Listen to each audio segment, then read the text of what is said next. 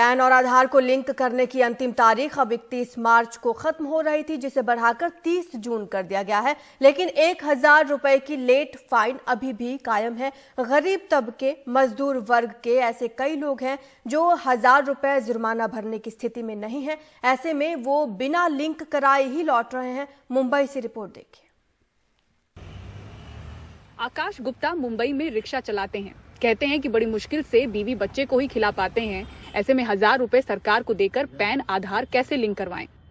Government को कहां से 1000 रुपए दे पाएगा? किसी तरह तो अपना जो है बच्चे को पढ़ा के किसी तरह खाना पीना खर्चा सब निकाल रहे हैं रिक्शा चला के। तो आधार कार्ड लिंक करने के लिए तो खाते से लिंक है, लेकिन पिन कार्ड का अलग से कहां से आ गया ये सब तो अपने को जानकारी नहीं है भाई। मुद्रा मूंगिया भी साइबर कैफे पहुंची पैन आधार लिंक करवाने, मगर 1000 रुपए का जुर्माना और 200 रुपए कैफे की फीस सुनकर उल्टे पांव लौट गयी। 1200 उनका चार्ज जो 200 रुपया है, 1000 रुपया गवर्नमेंट का है, 1200 रुपए भर के हम लोग को करना पड़ेगा। अभी इतना पैसा हम लोग को बहुत भारी पड़ता है। साइबर कैफे में इन दिनों ऐसे लोगों की कतार दिखती है। कुछ जुर्माने की रकम सुन लौट जाते हैं, तो कुछ के पैन आधार में खामी के कारण जुर्माना भरने के बाद भी इनका पैन आधार लिंक नहीं हो पा रहा। दिया ये कहाँ से लाएंगे? 1200 रुपया।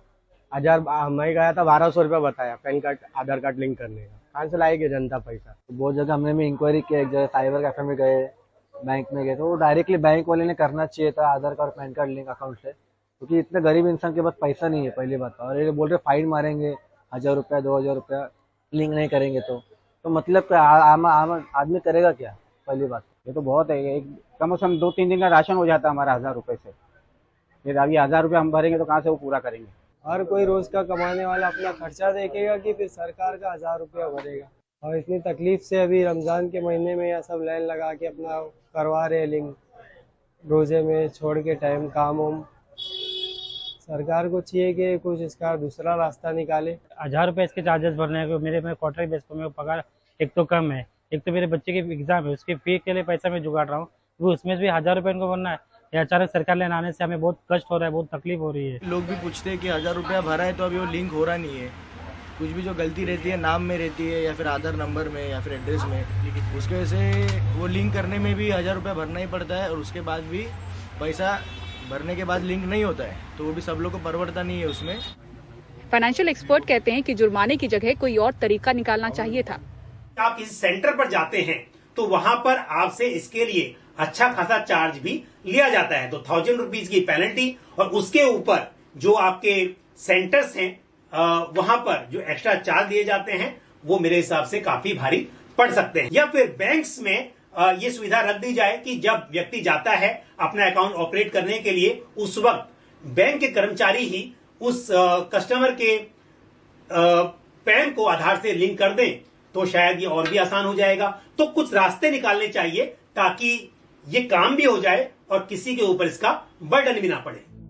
हालांकि असम, जम्मू कश्मीर और मेघालय में रहने वाले नागरिकों और 80 साल से अधिक उम्र वाले लोगों के लिए पैन को आधार से लिंक कराना अनिवार्य नहीं है। बाकी लोगों को 30 जून तक पैन को आधार से लिंक करना होगा, नहीं तो पैन निष्क्रिय हो जाएगा। फिर रिटर्न फाइल करने से लेकर बैंकिंग से जुड़ी कई सेवाओं का लाभ नहीं मिल पाएगा।